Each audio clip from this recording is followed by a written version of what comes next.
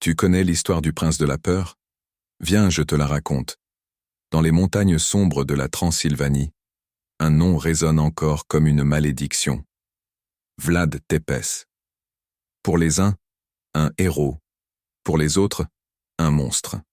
Voici l'histoire vraie de Vlad l'Empaleur.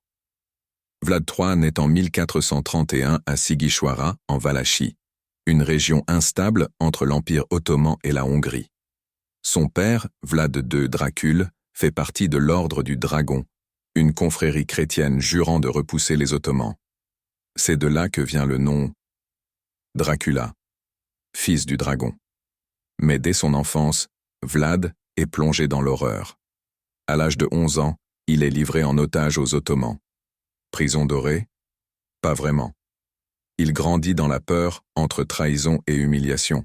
C'est là-bas qu'il apprend l'art de la guerre, mais aussi celui de la cruauté. Lorsqu'il revient en Valachie, il n'est plus un enfant. Il est prêt à reprendre son trône et à se venger. Son ascension est sanglante.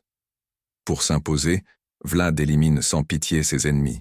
Il invite des boyards, les nobles de son pays, à un banquet, et les fait tous empaler. Des centaines, transpercés lentement par des pieux. Un message clair. Le pouvoir, c'est la peur. Vlad ne veut pas seulement gouverner, il veut terrifier. Vlad règne d'une main de fer. Son arme préférée, l'empalement. Une mort lente, atroce, utilisée pour punir, pour dominer, pour effrayer. On raconte qu'il faisait dresser des forêts de corps empalés autour de ses forteresses. Même les envahisseurs turcs rebroussaient chemin devant ce spectacle d'horreur. Mais pourquoi tant de cruauté? Pour Vlad, c'était une stratégie. Un pays terrorisé est un pays stable. Et ça marche. Le crime chute, l'ordre revient.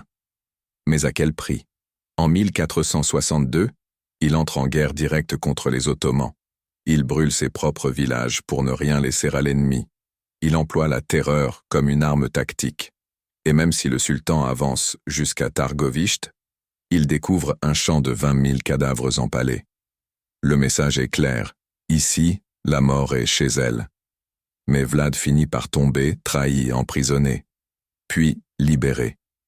Il revient brièvement au pouvoir avant d'être assassiné, peut-être par ses propres hommes. Son corps aurait été enterré, sans tête. Des siècles plus tard, son nom ressurgit sous une autre forme, Dracula. Bram Stoker s'en inspire en 1897, transformant le prince sanguinaire en vampire immortel. Mais la vérité est plus terrifiante que la fiction. Vlad n'avait pas besoin de crocs. Il avait le pouvoir, la rage et un pieu. Si tu as aimé cette histoire, abonne-toi et laisse un commentaire.